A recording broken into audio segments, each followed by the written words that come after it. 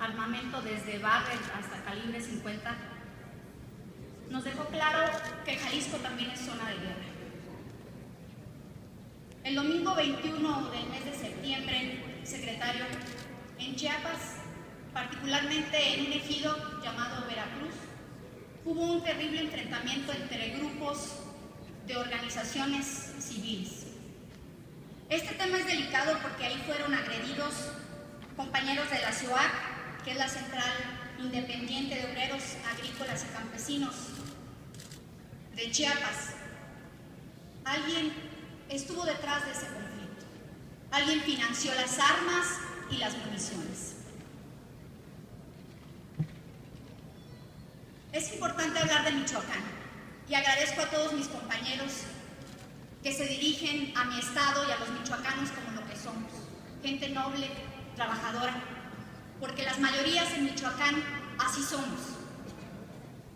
¿Conoce usted, secretario, mejor que nadie el tema de Michoacán? Y me consta porque ha instalado las mesas del acuerdo por Michoacán y es ahí donde hemos podido tratar, tanto en lo público como en lo privado, varios temas. No le daré datos ni números de los muertos, no le hablaré de la estructura que existe en Michoacán respecto al crimen, de esa estructura tributaria, de esa estructura social, de esa estructura electoral, de esa estructura de justicia e incluso política. Porque hoy, y es lamentable reconocerlo, el crimen tiene también una estructura política. Y para quienes hacemos política, para los políticos, nuestra actividad se convierte también en una actividad de alto riesgo.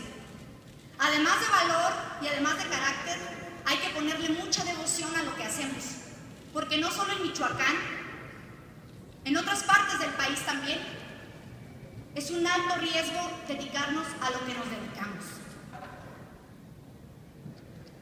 Le comenté en algún momento de la preocupación que nos generan también los operativos del gobierno federal.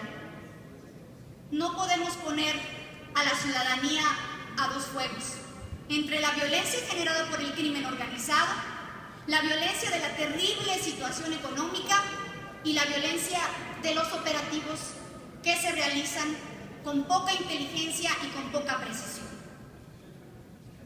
Los desplazados suman cientos de miles.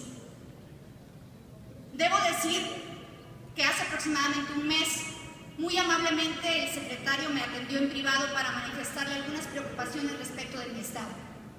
Y le digo que en estos días, hace aproximadamente una semana, a esos desplazados se suma mi familia también. Incluyo a una anciana de 97 años que es víctima también de la violencia. Y lo toco porque está ocurriendo, no porque en este caso se trate de gente cercana a la que amo. Debo decir que es terrible que se estén consolidando y que crezcan cada vez más los grupos organizados que hacen justicia por su propia mano.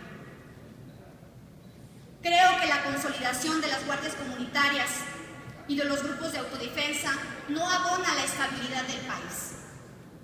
No podemos permitir que, siendo función de las instituciones, sea la sociedad civil la que se organice. No juzgo las razones ni su causa, pero lo cierto es que en Michoacán tenemos campos abandonados, en Michoacán tenemos muchos desplazados, desempleo, terrible situación económica y, por último, mucho temor. Como conoce usted también la situación, secretario, solo le dejaría esta pregunta. ¿Sabe usted lo que va a hacer al respecto y cómo lo vamos a resolver? Gracias. Gracias, María.